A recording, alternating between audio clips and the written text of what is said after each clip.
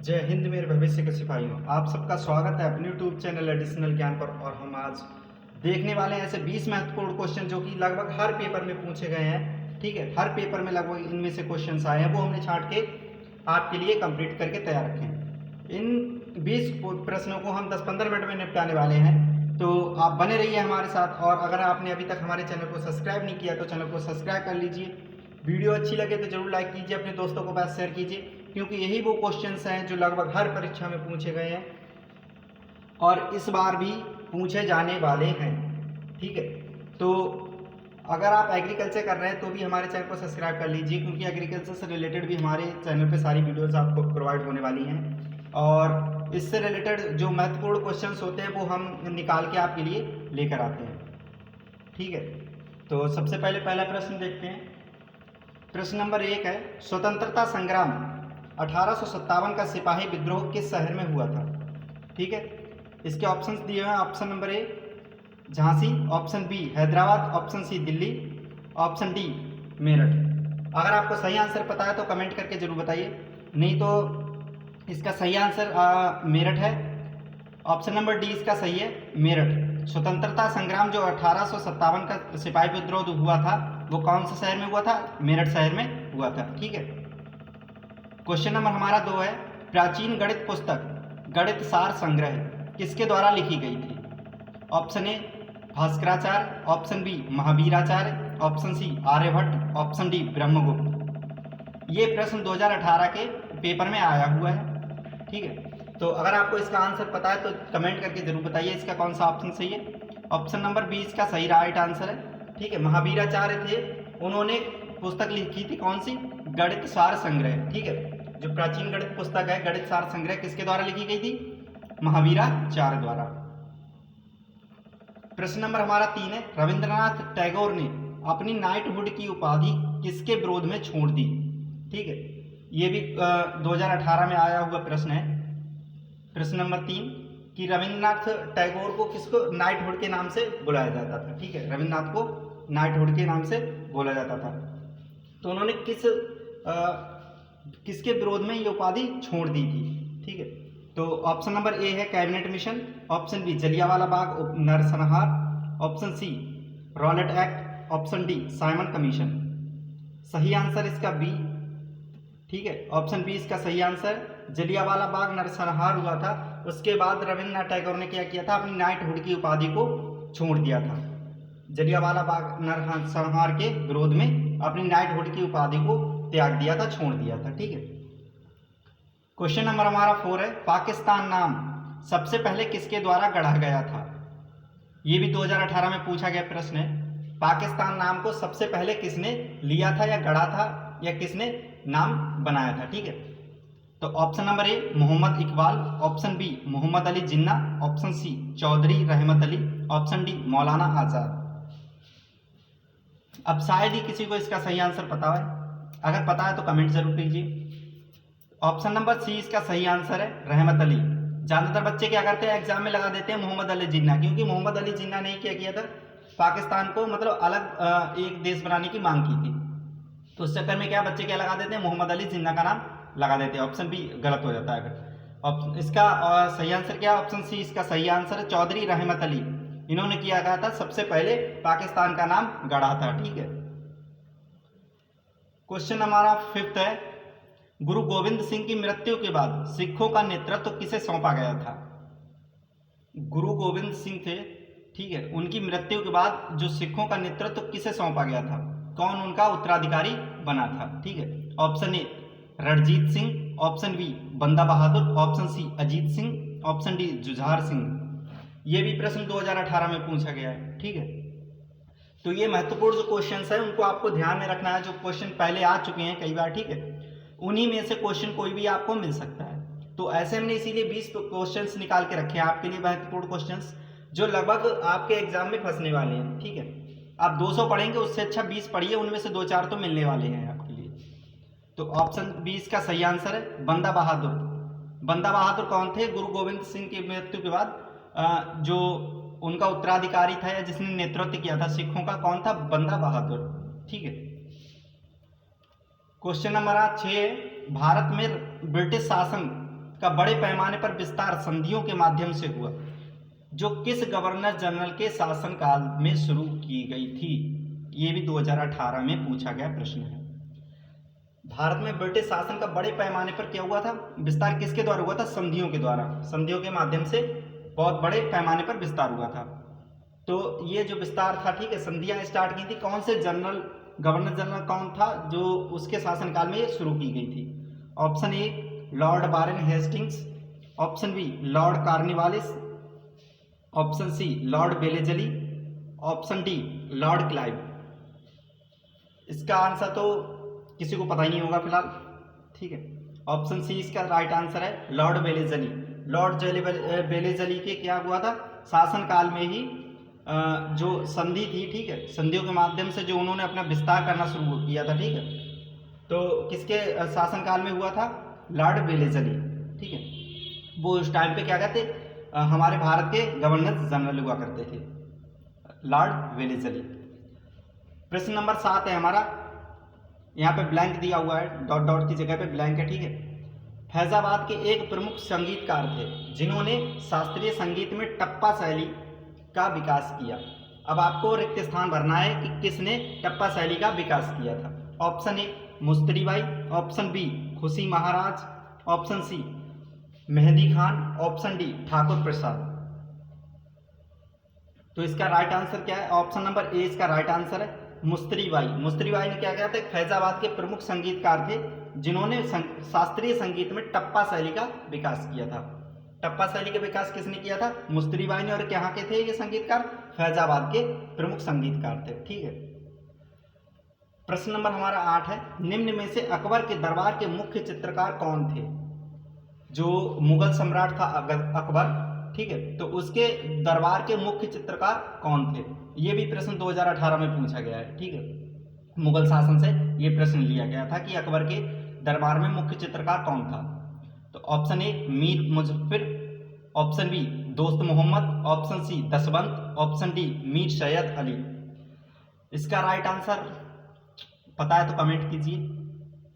इसका right answer होगा सी दसवंत। उस टाइम पे जो अकबर जब सम्राट था, ठीक है, उस टाइम पे अकबर के दरबार में जो मुख्य चित्रकार कौन थे? दसवंत उसके दरबार के मुख्य चित्रकार हुआ करते थे, ठीक है।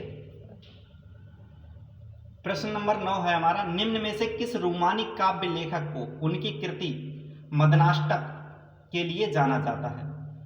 कौन से रोमानी काव्य लेखक को उनकी कृति मदनाष्टक, उनकी क्या कृति, एक रचना है क्या, मदनाष्टक, उसके लिए जाना जाता है? Option A Rahim, option B Malik Mohammad Jayasi, option C Ziauddin Barani, option D Sultan Firoz Tughlaq. बताइए इसका राइट आंसर कौन सा है? क्या लगता है क्या हो सकता है? राइट आंसर इसका ए है, ठीक है, रहीम। रहीम थे, उन्हीं की कृति कौन थी? मदनाष्टक, ठीक है। रहीम के लिए ही मदनाष्टक कृति के लिए जाना जाता है, ठीक है। प्रश्न नंबर हमारा 10 है, प्रसिद्ध संगीतकार अरविंद पारीख किस संगीत वाद्य यंत्र से जुड़े हुए हैं? जो प्रसिद्ध संगीतकार हैं अरविंद पारीख, वो किस वाद्य यंत्र से जुड़े हुए हैं, मतलब यानी कि कौन सा वाद्य यंत्र वो बजाते हैं, ठीक है। ये भी 2018 में प्रश्न पूछा गया था गीत संगीत से लेके, ठीक है। तो प्रश्न इसका ऑप्शन नंबर 1 है tabla, option B sitar, option C बांसुरी, ऑप्शन डी शहनाई। आपको क्या लगता है कौन सा आंसर सही हो सकता है? जो संगीतकार थे अरविंद पारीख, वो क्या बजाते थे, क्या प्ले करते थे, ठीक है। ऑप्शन बी इसका राइट आंसर है सितार। जो अरविंद पारीख थे वो किस वाद्य यंत्र से जुड़े हुए हैं? सितार से जुड़े हुए हैं, ठीक है। प्रश्न नंबर हमारा 11 है, उस ब्रिटिश गवर्नर जनरल का नाम बताएं जिन्होंने भारत में रेलवे का शुभारंभ किया था। प्रश्न समझ आ गया आपको? उस गवर्नर जनरल का नाम बताएं जिन्होंने भारत में रेलवे का शुभारंभ किया था। Option A lord Auckland, option B sir Charles Metcalfe, option C lord Hastings, option D lord Dalhousie. बताइए इसका राइट आंसर क्या है? ऑप्शन डी इसका राइट आंसर है, लॉर्ड डलहौजी। उस टाइम पे जब ब्रिटिश सरकार थी हमारे यहाँ पे, तो गवर्नर जनरल कौन था? लॉर्ड डलहौजी। जिन्होंने क्या किया था, हमारे देश में भारत में रेलवे का शुभारंभ किया था या रेलवे का यातायात वाहन के रूप में प्रयोग किया था। ठीक है, किसने? लॉर्ड डलहौजी ने। प्रश्न नंबर 12 है, किस सिख गुरु ने सिख विवाह समारोह की शुरुआत आनंद कारज के नाम से की थी? ठीक है, आनंद कारज क्या है? सिख विवाह समारोह का नाम है। ठीक है, तो किसने इसकी शुरुआत की थी, ये प्रश्न आपसे पूछा गया है। ऑप्शन ए श्री गुरु नानक देव, ऑप्शन बी श्री गुरु अमरदास, ऑप्शन सी श्री गुरु गोविंद सिंह, ऑप्शन डी श्री गुरु रामदास। इसका सही आंसर है ऑप्शन बी श्री गुरु अमरदास। ठीक है, इन्होंने क्या किया था, जो सिख विवाह समारोह होता है उसकी किसके? आनंद कारज के नाम से शुरुआत की थी। ठीक है, किसने? गुरु अमरदास ने। प्रश्न नंबर हमारा 13 है, निम्नलिखित में से कौन चौरी चौरा कांड की वास्तविक तिथि है? ठीक है, अब ये तो मैक्सिमम सभी को पता होगा, मतलब चौरी चौरा जो कांड हुआ था, ठीक है, तो उसकी वास्तविक आपसे तिथि पूछी गई है कि एक्चुअली हुआ कब था। ठीक है, तो राइट आंसर आप बताइए। मैं ऑप्शन आपको स्क्रीन पे दिख रहे हैं। ऑप्शन ए 5 फरवरी 1922, ऑप्शन बी 4 फरवरी 1922, ऑप्शन सी 2 फरवरी 1922, ऑप्शन डी 6 फरवरी 1922। लगाइए राइट आंसर इसका कौन सा है। ऑप्शन ए इसका राइट आंसर है। ठीक है, 5 फरवरी 1922 को जो चौरा चौरा कांड हुआ था उसकी वास्तविक तिथि क्या है? 5 फरवरी 1922। ठीक है, ये प्रश्न कई बार पूछा गया है, 18 में भी आया था, 19 वाले में भी ये प्रश्न आया हुआ था। ठीक है, चौरी चौरा जो कांड हुआ था उसकी वास्तविक तिथि पूछी गई थी। क्वेश्चन नंबर 14 है, स्वराज दल की स्थापना किसने की? ठीक है, ऑप्शन ए तिलक एवं चित्तरंजन दास, ऑप्शन बी गांधी एवं मोतीलाल नेहरू, ऑप्शन सी गांधी एवं तिलक, ऑप्शन डी चित्तरंजन दास एवं मोतीलाल नेहरू। राइट आंसर इसका बताइए क्या है, स्वराज दल की स्थापना किसने की थी? ठीक है, ऑप्शन डी इसका राइट आंसर है, चित्तरंजन दास एवं मोतीलाल नेहरू ने स्वराज दल की स्थापना की थी। ठीक है, ऑप्शन डी इसका राइट आंसर है, चित्तरंजन दास। ध्यान कर लीजिए, इसको एक बार फिर से याद कर लीजिए, चित्तरंजन दास एवं मोतीलाल नेहरू ने स्वराज दल की स्थापना की थी। ठीक है, प्रश्न नंबर हमारा 15 है। क्वेश्चन नंबर 15, किस घटना के कारण गांधी जी ने असहयोग आंदोलन वापस लिया था? किस घटना के कारण गांधी जी ने असहयोग आंदोलन वापस लिया था? ऑप्शन ए काकोरी कांड, ऑप्शन बी चौरी चौरा कांड, ऑप्शन सी जलियांवाला बाग कांड, ऑप्शन डी मुजफ्फरनगर कांड। बताइए इसका राइट आंसर कौन सा है? किस घटना के बाद गांधी जी ने असहयोग आंदोलन वापस ले लिया था? ऑप्शन बी इसका राइट आंसर है, चौरी चौरा जो कांड हुआ था उसके बाद क्या किया था, गांधी जी ने असहयोग आंदोलन जो चल रहा था वो वापस ले लिया था। ठीक है, प्रश्न नंबर हमारा 16 है, सारनाथ स्तंभ का चक्र निम्न में से किसे इंगित करता है? ये धर्म से रिलेटेड एक क्वेश्चन लिया गया है। ठीक है, सारनाथ स्तंभ का चक्र निम्न में से किसे इंगित करता है, यानी किसे दर्शाता है, किसे प्रेजेंट करता है? तो ऑप्शन ए कानून, ऑप्शन बी क्रांति, ऑप्शन सी प्रगति, ऑप्शन डी धर्म। ठीक है, बताइए जो सारनाथ स्तंभ तो आपने देखा होगा, उसमें जो चक्र है, ठीक है, 24 तीलियों वाला जो हमारे तिरंगे में भी बना हुआ है चक्र, ठीक है, वो किसे इंगित करता है, यानी किसे प्रेजेंट करता है? ठीक है, अब तो ऑप्शन इसे आप तो पता ही होगा। ठीक है, इसका आंसर तो ऑप्शन सी इसका राइट आंसर है, प्रगति को। ठीक है, क्रांति को नहीं। आप मैक्सिमम बच्चे क्या करते हैं, इसमें क्रांति लगा देते हैं। ठीक है, तो इसका राइट आंसर क्या है? प्रगति। ठीक है, किसे करता है? प्रगति को। ठीक है,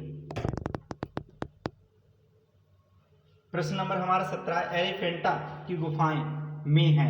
अब इसे रिक्त स्थान को भरिए। ठीक है, ये ब्लैंक आपको दिया हुआ है, यहाँ पे क्या ऑप्शन आएगा वो आपको भरना है। ठीक है, एलिफेंटा की गुफाएं में है। Option A Maharashtra, option B Orissa, option C Rajasthan, option D Sikkim. अब ये मत सोचना मतलब इतने सरल सरल प्रश्न कैसे उठा लिए, ऐसे नहीं पूछे जाएंगे। ऐसे ही प्रश्न पूछे जाते हैं बिल्कुल सरल, जिनकी आपको कल्पना ही नहीं करनी, आप छोड़ देंगे कि हाँ ये प्रश्न इतना सरल है, हम पढ़ने की जरूरत ही नहीं है, क्या करेंगे पढ़ के, ये प्रश्न आने वाला नहीं है। ये जो आप सोचते हैं ये प्रश्न नहीं आएगा, वही प्रश्न आता है। तो इसलिए सरल प्रश्न को भी कवर करते जाइए। ठीक है, एलिफेंटा की गुफाएं में है। ऑप्शन ए इसका राइट आंसर है, महाराष्ट्र। एलिफेंटा की गुफाएं कहाँ है? महाराष्ट्र में। ठीक है, प्रश्न नंबर हमारा 18 है, इन देशों में किसे यूनाइटेड किंगडम से आज़ादी मिली। ठीक है, इन देशों में से, जो आपको नीचे ऑप्शन दिए हुए हैं, उन देशों में से किसे यूनाइटेड किंगडम से, यूके से आज़ादी मिली हुई है। ठीक है, option A Nepal, option B Pakistan, option C Bharat, option D दक्षिण कोरिया। अब आपको बताना है इनमें से किसे यूनाइटेड किंगडम से आज़ादी मिली हुई है। तो इसका राइट आंसर क्या, ऑप्शन बी इसका राइट आंसर है, पाकिस्तान को यूनाइटेड किंगडम से आज़ादी मिली। ठीक है, प्रश्न नंबर हमारा 19 है, हंटर आयोग की नियुक्ति किसके बाद की गई थी। जो हंटर आयोग बनाया गया था, ठीक है, नियुक्ति की गई थी, तो किसके बाद की गई थी। ऑप्शन ए छाली कोठरी घटना के बाद, ऑप्शन बी जलियांवाला बाग हत्याकांड के बाद, ऑप्शन सी 1857 के विद्रोह के बाद, ऑप्शन डी बंगाल विभाजन के बाद। अब बताइए हंटर आयोग की नियुक्ति किसके बाद की गई थी। नहीं पता है, राइट आंसर इसका बी है। ठीक है, जलियांवाला बाग हत्याकांड के बाद हंटर आयोग की नियुक्ति की गई थी। ठीक है, ध्यान कर लीजिए, जलियांवाला बाग हत्याकांड के बाद ही हंटर आयोग की नियुक्ति की गई थी। ठीक है, अब हमारा लास्ट प्रश्न है 20। ठीक है, इसका आंसर सभी को देना है, मैं नहीं बताने वाला इसका आंसर, आप कमेंट करके जरूर बताइए, पढ़िए, कहीं से सर्च कीजिए, कुछ भी कीजिए, लेकिन इसका आंसर आपको कमेंट करके बताना है। निम्नलिखित घटनाओं का सही क्रम नीचे दिए गए कूट से ज्ञात कीजिए। ठीक है, अब सबसे पहले दिया हुआ है जलियांवाला बाग नरसंहार, 2 नंबर पे दिया हुआ है डॉक्टर सत्यपाल का बंदी बनना, 3 नंबर पे है 1919 का अमृतसर कांग्रेस का अधिवेशन। अब आपको ऑप्शन दिए हुए हैं, इनको सही क्रम में लगाना है। Option A 2 1 3, option B 1 2 3, option C 2 3 1, option D 3 2 1।